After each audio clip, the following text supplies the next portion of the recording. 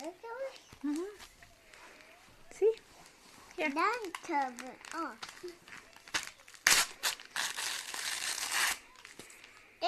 Santa brings presents. Santa brings presents. Oh, yeah. Santa brings presents. Daddy and we're doing Daddy's mom. Ooh, what's this story, Lily? No. Let me see. The Gift of Christmas.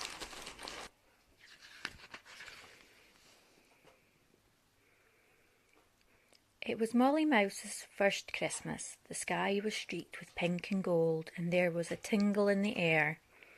Through the window of a house something shone out and glittered in the night. "What is it, Mum?" squeaked Molly. "It's called a Christmas tree," said her mother. "People cover it with shiny balls, lights and stars." "I wish we had a Christmas tree," sighed Molly. "Why not go into the woods to find one?" said her mum. "You could make it look just as pretty as that tree in the window." Molly thought this was a wonderful idea. She called her brothers and sisters, and off they all scampered. On the way they came to a barn, and the mice rummaged through it looking for something to add to their tree. Under a big pile of hay, Molly found a doll. "This is like the one on the top of the Christmas tree in the window," she said. "It'll be just right for our tree." But the doll already had an owner. "Grrr," said the old farm dog. "That's mine." "Don't chase us," cried Molly. "I only thought the doll would be nice for our Christmas tree." The old dog yawned. Sometimes, it was true, he did chase mice. But maybe because it was Christmas, or maybe because he was remembering the time when he'd played with the children by the farmhouse Christmas tree, he said the mice could borrow his toy. The mice left the farmyard carrying the doll and reached the edge of the wood. "Hey, I found something else to put on our tree," Molly shouted. It was a gold ribbon hanging from a branch of an oak tree. Molly scampered up the trunk, took hold of the ribbon and pulled. But the ribbon belonged to a magpie. She had taken it to line her nest. "Please don't be cross," pleaded Molly. "I only wanted something for our Christmas tree." Now usually the magpie chased mice, but maybe because it was Christmas, or maybe because she too had also been admiring the Christmas tree in the window, she let go of the other end of the ribbon and Molly took it away. In the distance, Molly saw some shiny red things lying on the ground. They were like the balls on the Christmas tree in the window. "Exactly what we want," cried Molly, running to pick one of them up. "Now we have a doll, a golden ribbon, and a shiny ball." But the shiny balls belonged to a fox.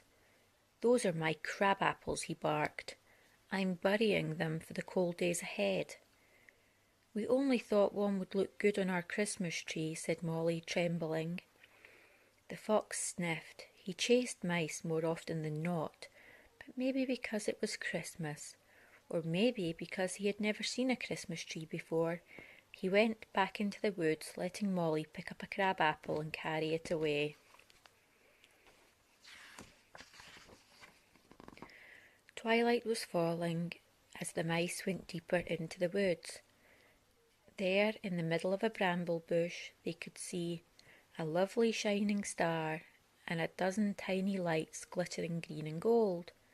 "Stars for our tree," shouted Molly. "Let me get them." But when the little mouse reached into the bush, she found not stars, but a collar belonging to an angry mother cat. She had her kittens with her, and their 3 pairs of eyes shone in the dark. "Oh dear," gulped Molly. "I only wanted something sparkly for our Christmas tree." The cat pricked her ears. She always chased mice. But maybe because it was Christmas, or maybe because she remembered the Christmas tree in the warm place where she had been born, she slipped off her old collar and let the mice take it away. At last, in a clearing in the very deepest part of the wood, the mice found a large green tree. "Our Christmas tree," cried Molly. On its branches they hung the doll, the ribbon, the crabapple, and the cat's collar. "Oh," said Molly when they had finished, "it doesn't look a bit like the tree I saw." Sadly, the mice turned away, disappointed, and went all the way home to bed. In the middle of the night, Mother Mouse woke up her little ones. "Come with me," she whispered. "I have something to show you." Molly and her brothers and sisters scurried along behind their mother, past the farm and into the woods.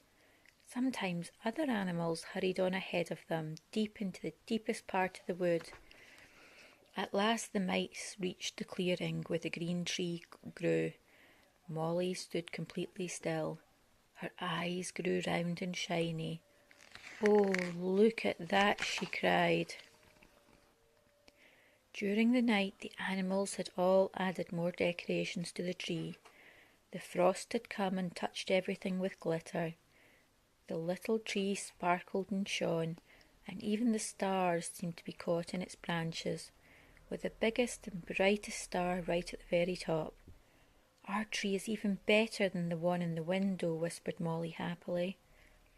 And maybe because it was Christmas, all the animals sat quietly around at peace with each other.